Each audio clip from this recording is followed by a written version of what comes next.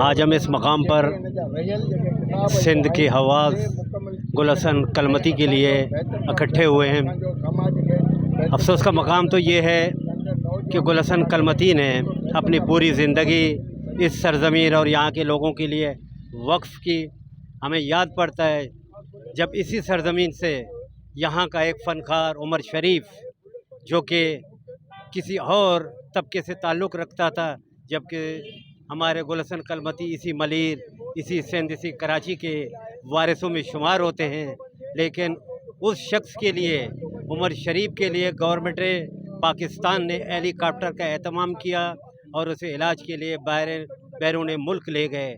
لیکن افسوس کا مقام ہے کہ آج گل حسن کلمتی جو کہ اس سرزمین کے وارث ہیں، وہ کراچی کے ایک مقامی اسپتال میں پڑے، لیکن ہماری سندھ گورنمنٹ کا اس طرف کوئی توجہ نہیں۔ تو ہمارا مطالبہ یہ ہے کہ گل حسن کلمتی کو وہ مقام، وہ عزت دی جائے جو اس کے حقدار ہیں وہ۔